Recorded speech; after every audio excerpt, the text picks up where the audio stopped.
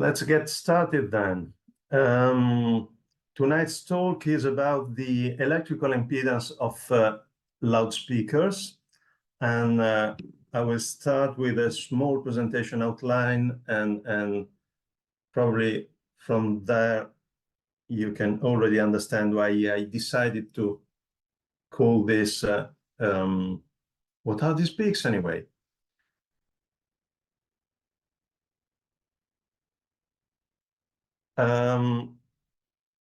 The presentation will basically have 4 different parts. The first one is a fast, I promise, refresher on the basics on loudspeakers and equivalent circuits. The second part will show a method of extracting acoustic information from electrical impedance curves. Then we will investigate a bit more the meaning and role and what we can infer from the peaks in the typical impedance curve of a vented enclosure. And then we'll try to draw some conclusions. I wrote conclusions maybe because it is pretty much work in progress. I don't think we'll reach any definitive conclusions tonight. So let me start from a little presentation about myself and my company, and let's go from there. I'm a physicist. I studied in Bologna in Italy and graduated in 1994. My first job in the audio world was as a professional loudspeaker system designer in a company called General Music on the Adriatic coast. Then in 2001, I moved to BNC Speakers near Florence, where I spent the best part of 19 years. Until in 2019, I joined Bowers and Wilkins in England, where I work as currently as principal research engineer. 2 or 3 other things I picked up along the way. I teach loudspeaker technology here and there. The main place is the University of Le Mans in France, where they have a very good international masters on electroacoustics. But I also taught in a school called CESMA near Lugano in Switzerland, and some seminars at the Politecnico di Milano. I am an Audio Engineering Society member since 1998, and I've been using COMSOL multiphysics for 16 years now on loudspeaker-related tasks mostly. Something about Bowers and Wilkins. It was founded as B&W Loudspeakers in 1966 in Worthing on the south coast of England.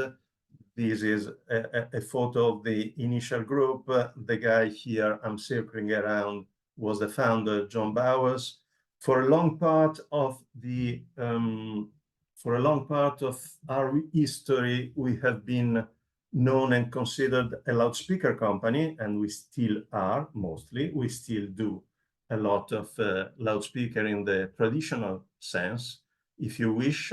But we do much more right now, so we tend to consider ourselves a full-fledged audio company. We do active systems, wireless systems, earbuds, wireless headphones with active noise control.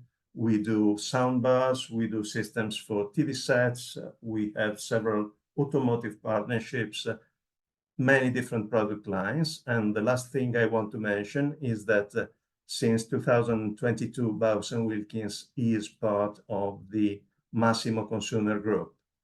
And so finally, a couple of words on the protagonist of today's talk, meaning the loudspeaker itself. The loudspeaker, as many of you know, is an electroacoustic transducer, meaning its main task is to convert an audio signal in electrical form to a sound wave. And it does the tasks in 2 steps. The first is the task of the electromagnetic motor that, through a magnet and a moving coil, converts an electrical current into a mechanical force, and the force pushes up and down on the membrane, and the movement of the membrane happening in air creates a sound pressure wave.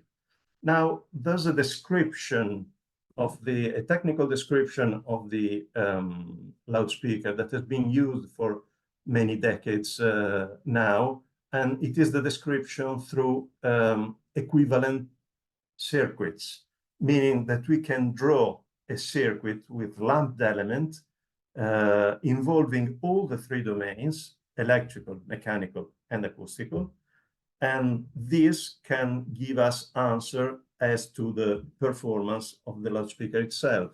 So my next slide is the simplest possible equivalent circuit of a loudspeaker driver in air.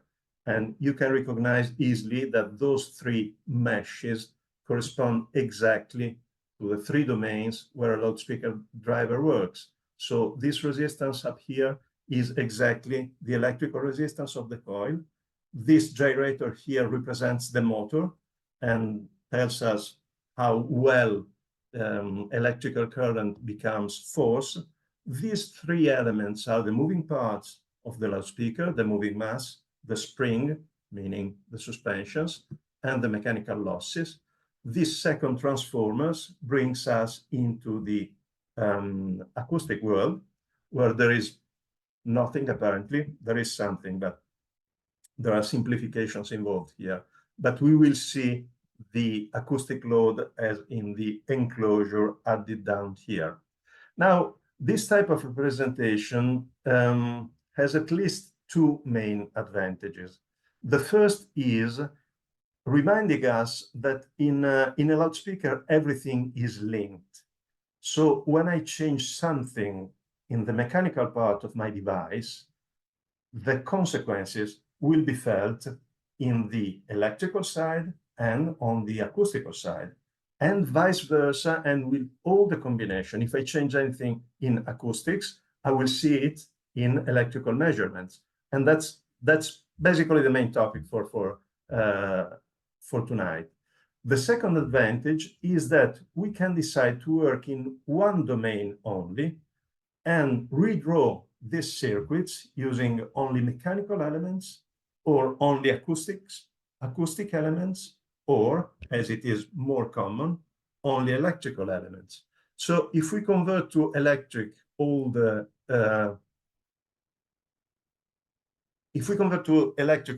elements we saw in the previous slide, we end up with something like that. I didn't do anything fancy. I simply removed the gyrator and the transformer, computing the equivalent electric inductance of all the parts, okay? This is pretty standard stuff and has been used for a long time.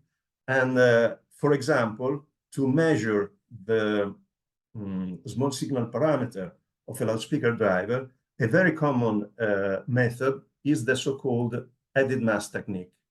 What is this about? Well, if you measure the input electrical impedance of a circuit like that, you expect to see something like the black curve here on the right, with one exception. This curve has a rising impedance at high frequency, but I simply disregarded to add an inductance up here because I am not interested in high frequencies. Those things tend to work best at low frequency, okay? So apart from this detail, you expect to see something like that. Now, the technique to measure the parameters is to add some mass to the moving mass of the loudspeaker driver, for example, a lump of clay on the cone, and then measure the impedance curve again, and we get something like the red curve. Why? Because by adding the mass to the mechanical oscillator, we have decreased the resonance frequency of the oscillator itself, and this reflects immediately in the electrical measurements. So from the point of view of the electrical circuit, what we did was actually changing the value of this capacitor indicated by the arrow. This capacitor is, for all intents and purposes, the mechanical mass of the loudspeaker. If we change the mechanical mass of the loudspeaker, we are changing the value of this electrical element, okay? So the main idea here was, we all know and use the added mass technique. Can we do something similar to extract the parameters of the acoustic load? And we can do this by comparing the circuit of the loudspeaker driver in free air with the one of a loudspeaker driver in a vented box. And as you see, there is a difference because we have added down here on the right another full branch containing 3 elements. Those 3 elements are respectively the volume of the box, the acoustic mass of the port, and the losses of the box. Can we extract those elements by comparing 2 electrical impedance measurements, one of the driver in free air, one of the same driver in the vented box? Well, the name we did to the answer to this question was Alfio. And I'll explain you shortly. Who's Alfio? Well, Alfio is first and foremost an Italian male first name. For example, Alfio is the baritone in Pietro Mascagni's Cavalleria Rusticana, and he is, spoiler alert, the one who ends up killing Compare Turiddu in the finale. But we repurposed the name to say it is extracting acoustic load from impedance observation. That's why we call it Alfio. How does it work? Well, it works first starting from an analysis of the equivalent circuit of the vented box, okay? Again, in a scheme like that, you can recognize you can still recognize 3 different domains, okay? The structure of this circuit has the electrical impedance at the beginning in series with everything else. Then you have 3 elements that are actually the impedance of the mechanical part. And then you have this single branch with 3 elements that is the acoustic part. So what we are trying to do is fitting parameters to this last branch. How can you go about this? Well, the first step is simply to remove the electrical impedance, which is pretty simple. It's in series with everything else. It is additive. We can do a simple subtraction, okay? If we have an independent measure of the electrical impedance by itself, what is called a block coil measurement, for example, we can do this very simply, but we can do this even if we have a good model for the electrical impedance, for example, from a measurement of the loudspeaker parameters. Then we have 2 impedances in parallel. Well, having impedances in parallel is not that convenient from a mathematical point of view, so it is better to have admittances in series, because having admittances in series allow us to repeat the same operation and simply subtract the mechanical impedance from the total and end up with the electrical admittance representing the acoustic load. This is the main idea of Alfio.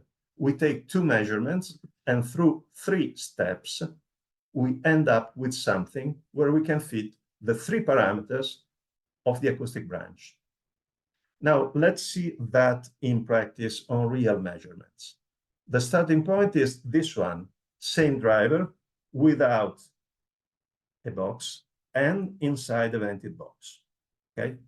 There is a small difference here. There is clearly something wrong with this box at around 600 Hertz, but we don't care about that. We're interested in what happens around the resonance frequency. That's the zone that we are interested in. First step, we remove the electrical part, and we end up with something like this. Now, notice that we have a logarithmic scale on the vertical axis, but because on both sides, those curves tend towards 0, okay? Because we have removed the constant part, but we still recognize all the features. Now, the part I want to show you here is we can take this, and by simply inverting them, we can go from impedance to admittance.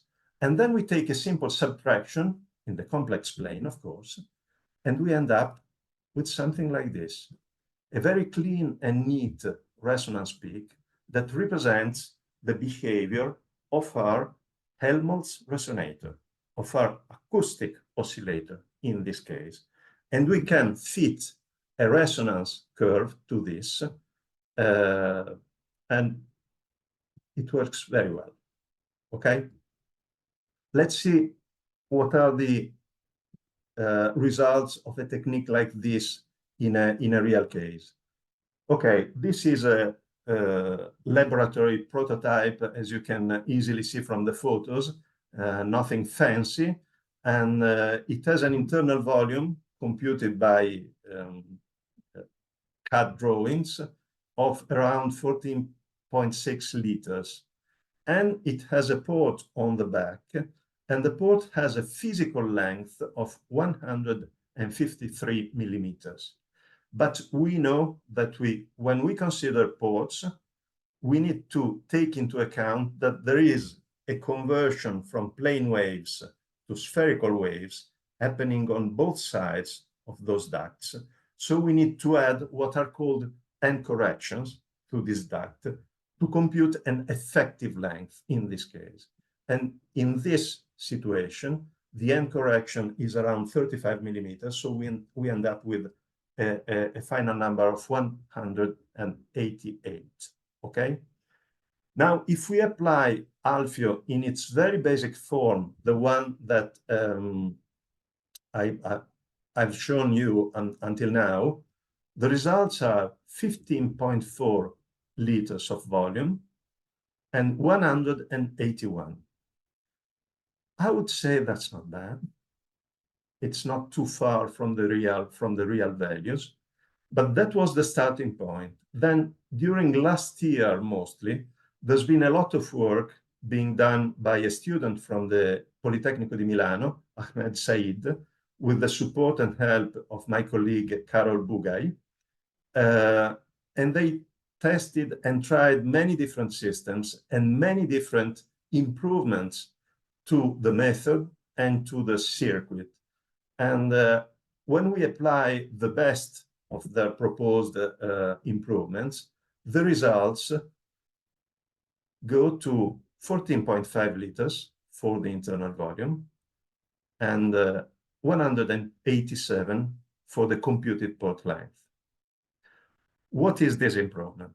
Well, it's a very simple improvement, and it consists of considering an additional mass on the back of the loudspeaker cone once you put it into a box, which from a physics point of view makes perfect sense because we are constricting the air on the backside of the loudspeaker driver. So it makes sense that it's going to add a mass element. So with the addition of this simple mass element, the Alfio procedure becomes much more precise, okay?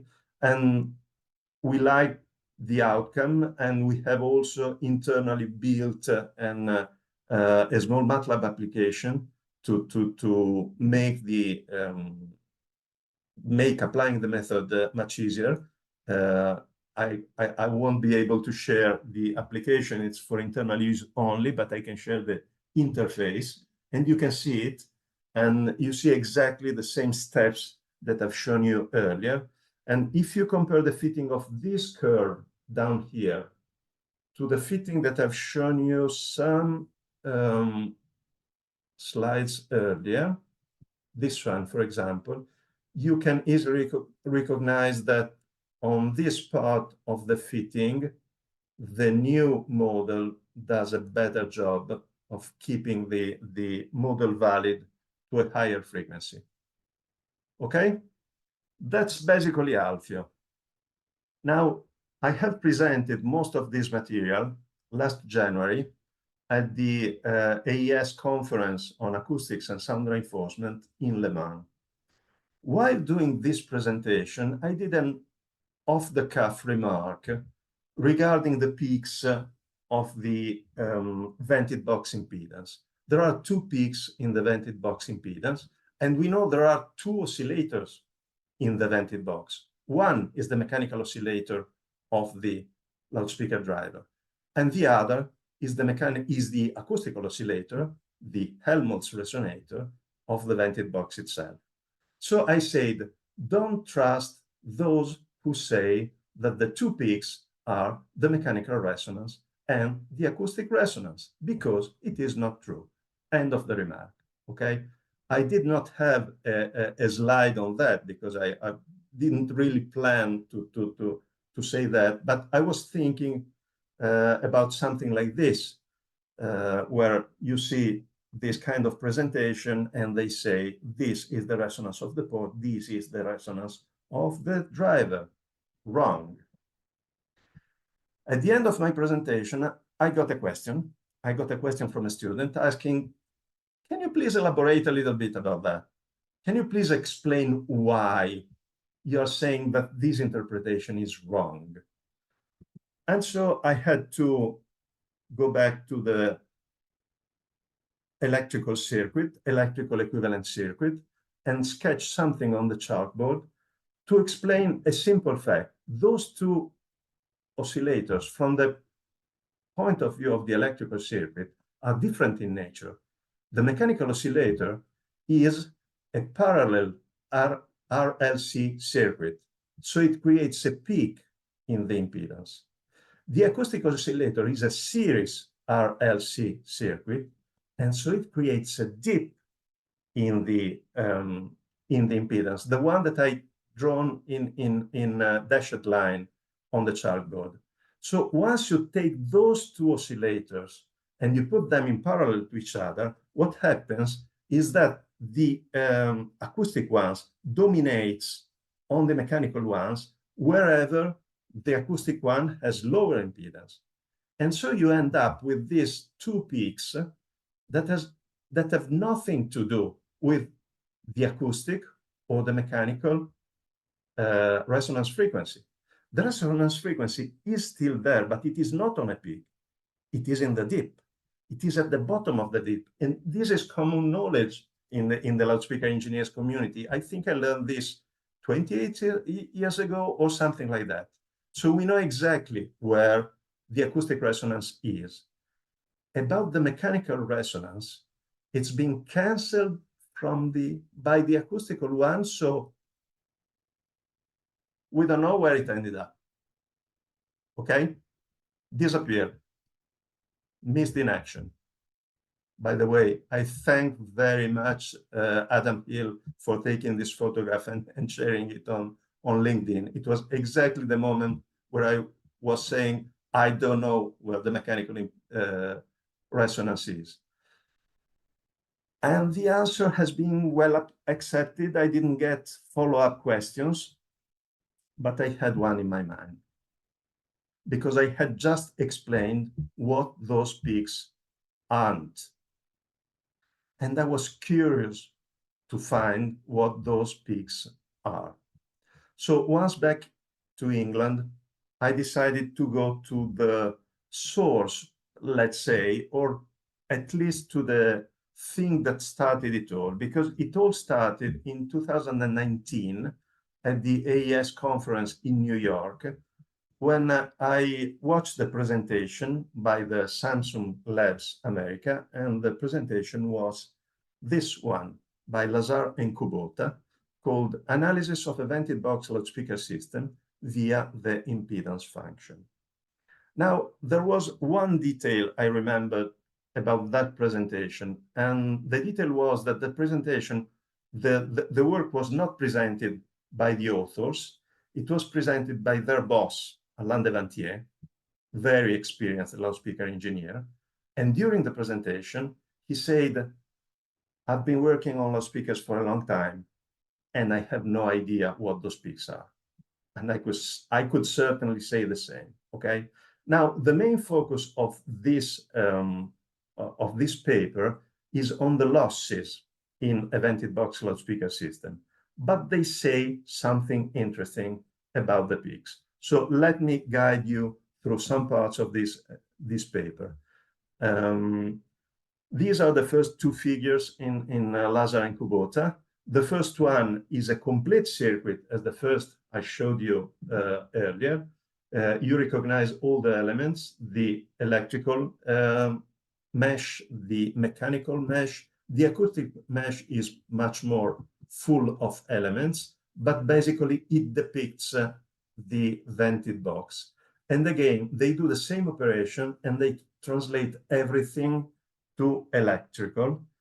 And it seems confusing at first sight, but they help us by drawing those boxes and helping us recognize what is electrical, what is mechanical, what is the box, what is the port, okay? If you compare this to the circuit I showed earlier on the vented box, I think you can recognize the similarity. And most of all, you can recognize that it obeys the same structure, the same general outline. And so we have electrical, mechanical, and acoustic in the same positions. Now, at this point, Lazar and Kubota decide to compute something about the peaks.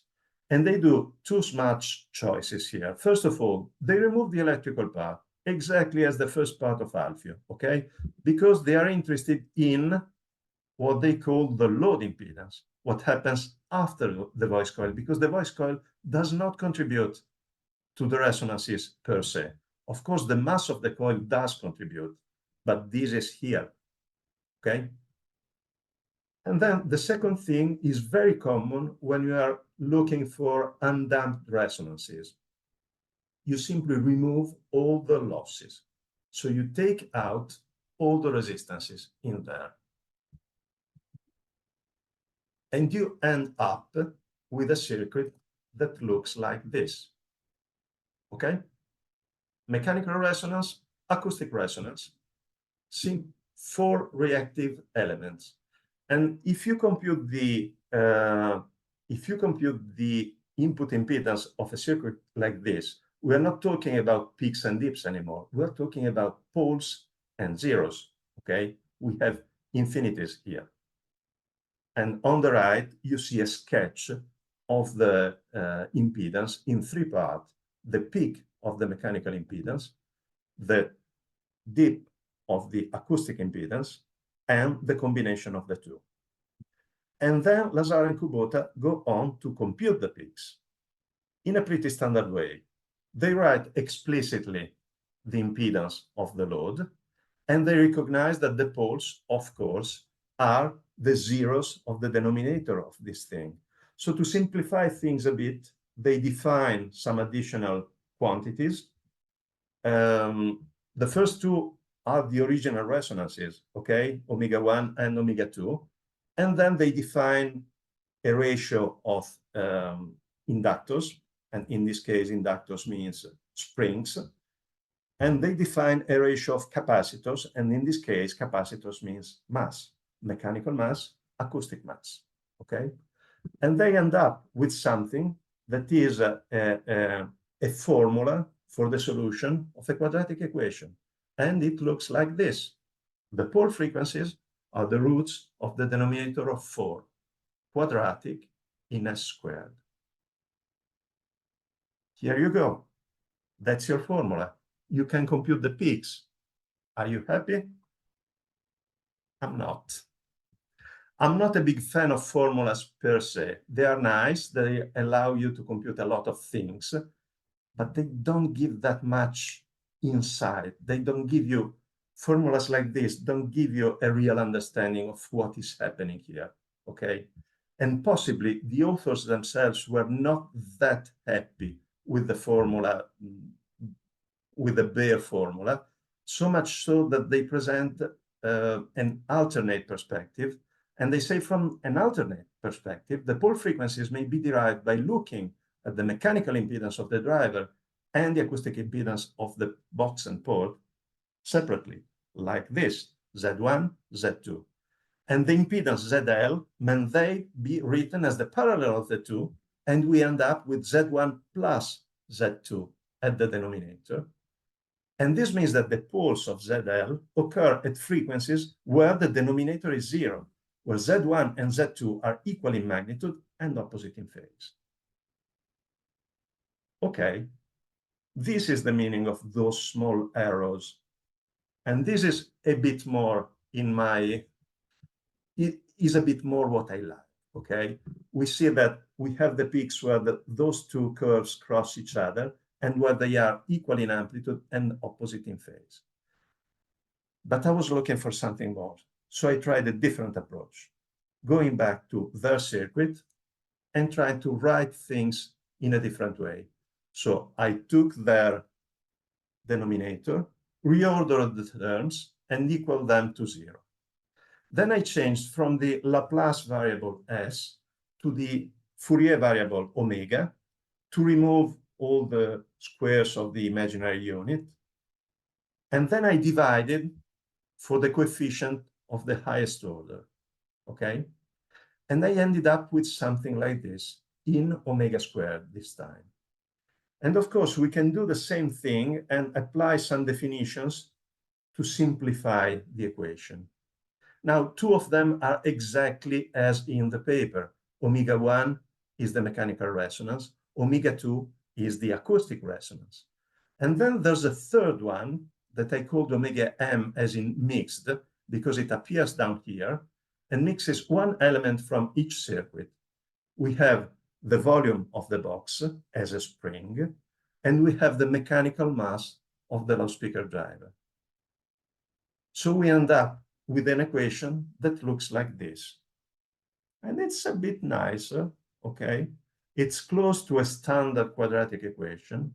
And this made me think to something that I learned many years ago in secondary school. And I have found this thing again, and Wolfram Mathwood, for example, calls them Vieta's formulas, okay? They apply to quadratic equations, and they say some interesting things in this case. Remember, this is an equation in omega squared, and we are searching for omega squared L, as in low, peak, and omega squared H, as in high, okay? What Vieta says is that the constant term is equal to the product of the solutions. I have removed the squares in this case, okay? If we work with positive frequencies, they don't matter.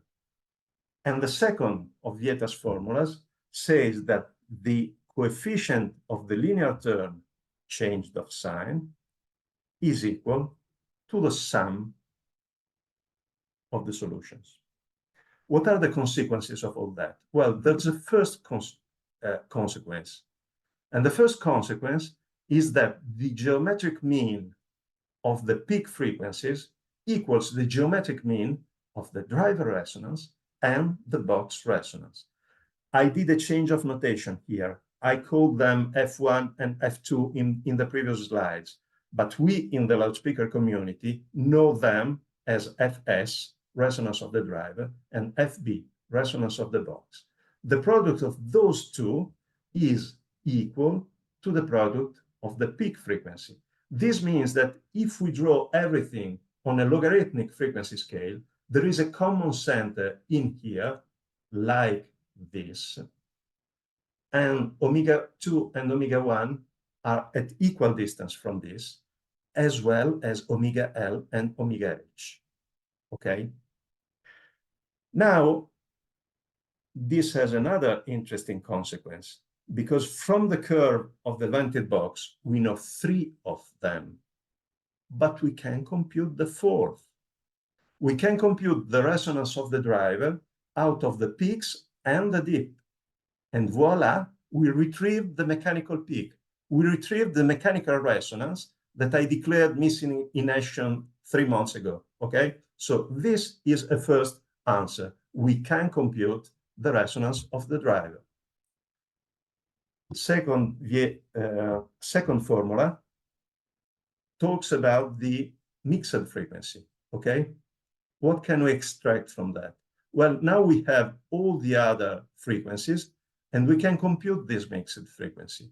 But the square of these mixed frequencies in this form as omega is linked to the mechanical mass of the driver and the elastic reaction of the spring that is constituted by the box, okay?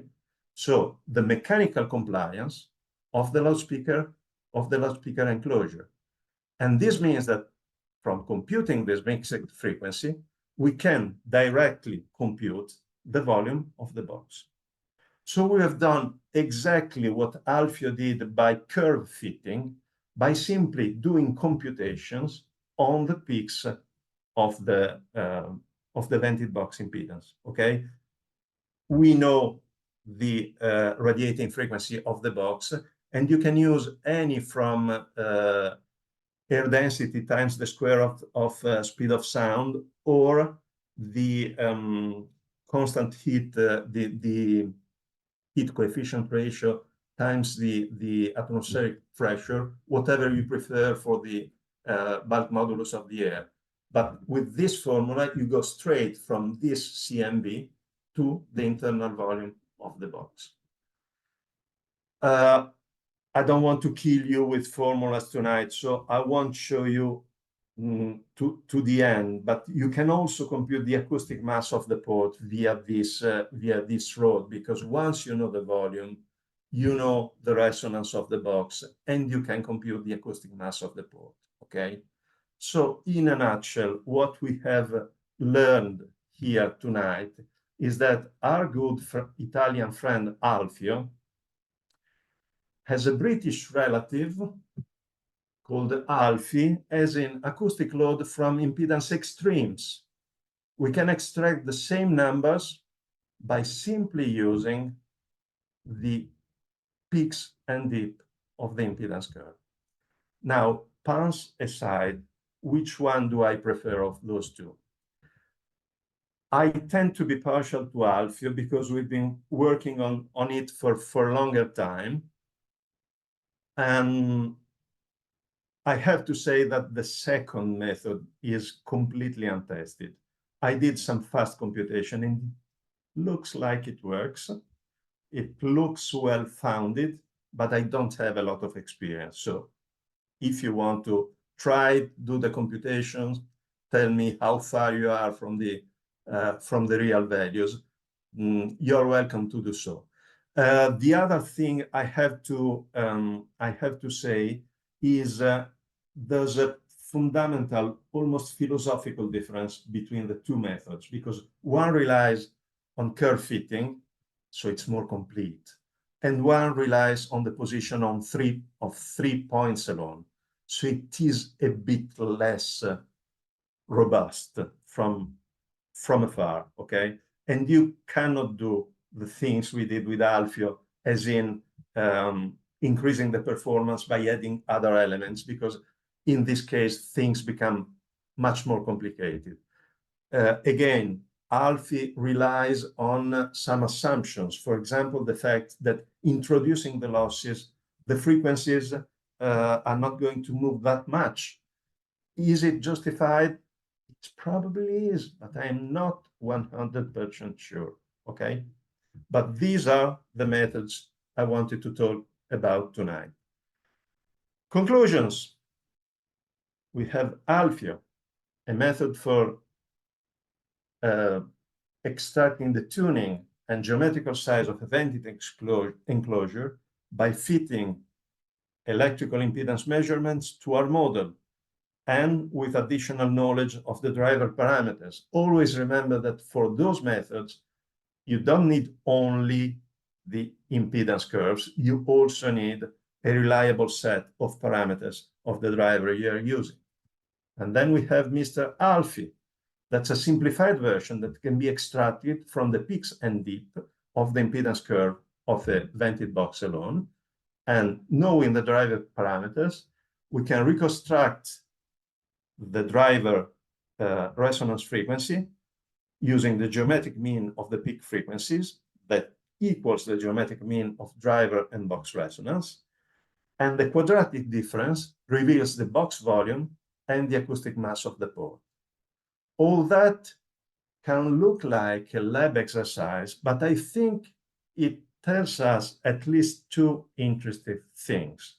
The first one is always remember that the loudspeaker driver is a reciprocal device, so a loudspeaker driver can be used as a sensor. That's what we're doing here. We measure a loudspeaker driver and we use it to sense an acoustic load. I am sure the same principle can be extended to different acoustic loads, okay? And the second thing that is related to the first is that this becomes a tool for the direct measurement of acoustic impedance, which is a quantity that it's not that commonly measured, but I think it's very interesting to measure in several circumstances. Okay? That's all I had tonight. It's 3/4 of an hour, probably a bit more than I planned to talk at the beginning, but thank you very much for being still here. Thank you for your attention. If you have questions now, I'm happy to answer. If you think about questions later, there is my email address, and I'm glad to take this discussion offline and keep talking about all of this. Thank you very much for now. I'll wait some minutes to see if there are questions. Thank you very much indeed, Roberto. That's a fascinating insight. I thought I knew all there was to know, all I needed to know about low frequency loudspeaker impedance measurements, but I learned a few things there and a few insights that I most certainly didn't have. Thank you. I'll start off with one question, if I may, if there are no others from the audience immediately.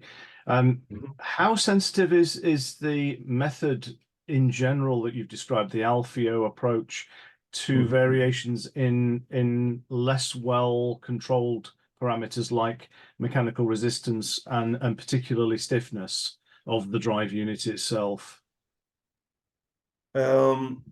It has a certain sensitivity. Of course, the best way of going about the method is to do the two measurements immediately, one after the other, same procedure, same measuring instruments. We haven't found a lot to worry about from this point of view, but I am slightly comforted by the fact that we can compute the resonance in the second situation and check if it remains the same as the first measurement. There's possibly a question just popped in. Thank you for the answer there. There's a question just popped in, I think, from Jeff Hill in the chat that says, sorry, it's just disappeared again off my screen. Can RGS be applied to a closed box? In other words, can the method be applied? Can the method be applied? Of course. A closed box is much easier. There's one important thing I forgot to mention. There is much more about the method in Alex Ahmed Said's thesis. I don't remember the exact title, but it has Alfeo in it. It is on publicly available from the servers of the Politecnico di Milano, so you can look into it if you're interested.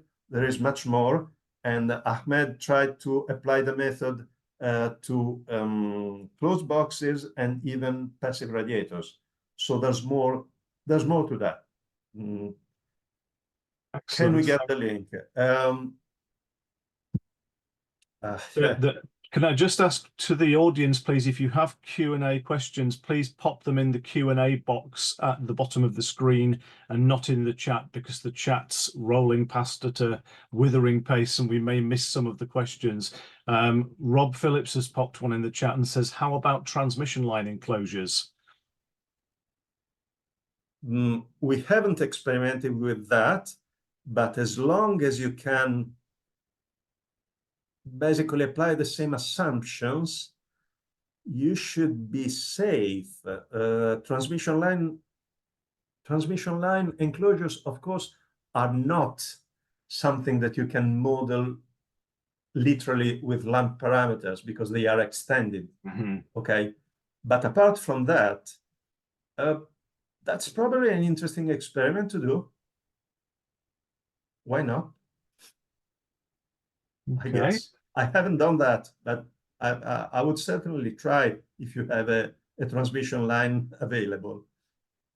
I guess it depends to some extent on how the transmission line is arranged, whether it's a genuine transmission line that's terminating the back of the speaker, or whether it's in fact acting as a quarter wave shift, which is more closely related in my mind to a port, I guess, really in behavior, but with lower resonance qualities. Jamie Angus Whiteoak, I think this follows on from the question I asked about suspension behavior and misbehavior.